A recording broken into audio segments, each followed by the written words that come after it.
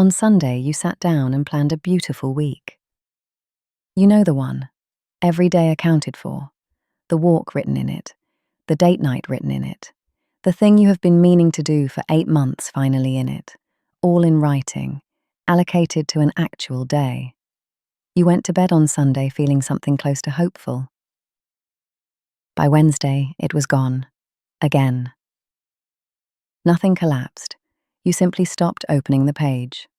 And by Thursday, you had added one more piece of evidence to the case you have been quietly building against yourself for years. I never stick to anything. I would like to take that piece of evidence off you today, because you have misread what happened. So would Carl Jung. An old woman once asked a beekeeper 3 questions on a hot afternoon. It was the third one that finally made it clear. There was a beekeeper in the lower meadows called Nell, and she was the most organized woman on that side of the river. Her hives stood in straight rows. Her honey was famous as far as the market towns, and her week was a thing of real beauty. She kept it in a leather book, and every hour of it had a job.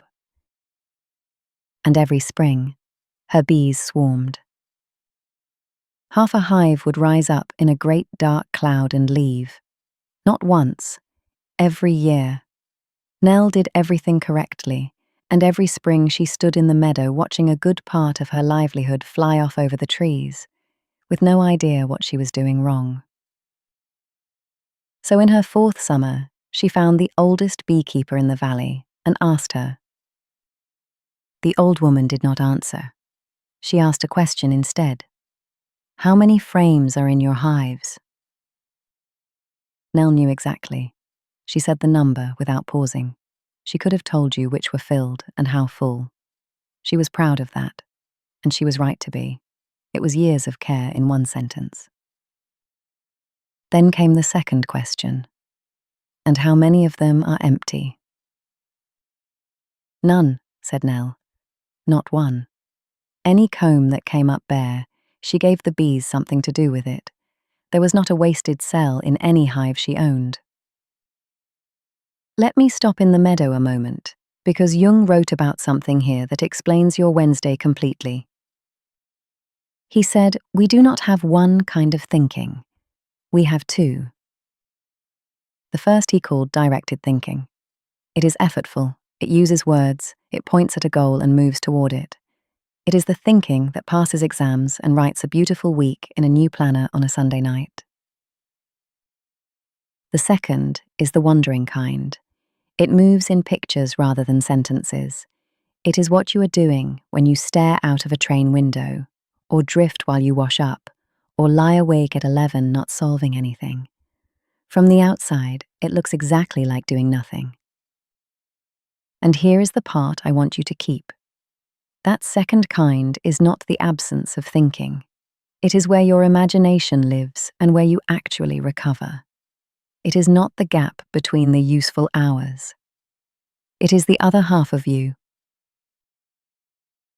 Now go back to Sunday night and look at what you actually built. You gave the walk an hour. The date night got 3 hours. The 8-month thing another hour at last. And every one of those hours was for the half of you that works. Even your rest had a job to do.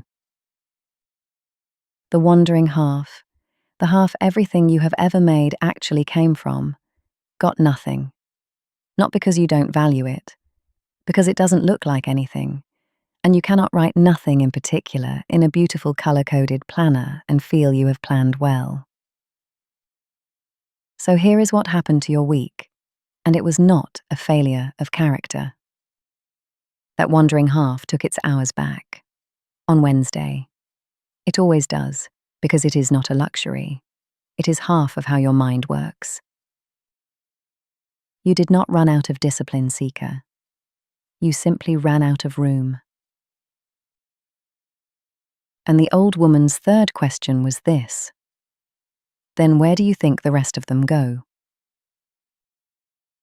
A hive with nowhere left to put anything down does not stay. The bees are not being lazy. They are doing the only sensible thing left to a creature with no room. they leave, and they find some. That is your Wednesday, not a collapse, a swarm looking for space to grow.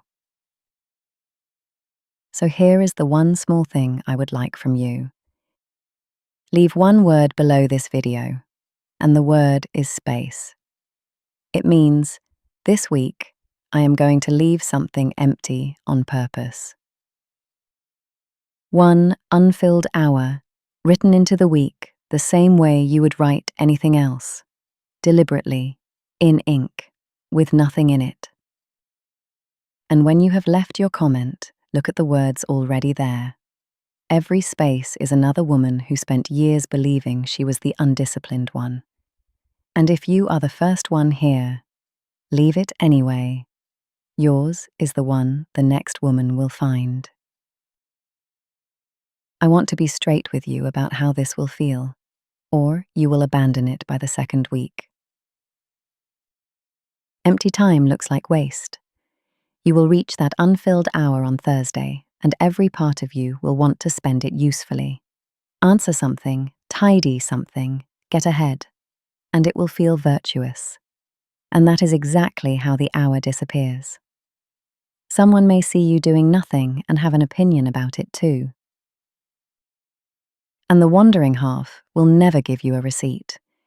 You will not be able to tell, on Thursday evening, whether it worked. I am still asking you to leave it empty. You have tried the other version for 30 years.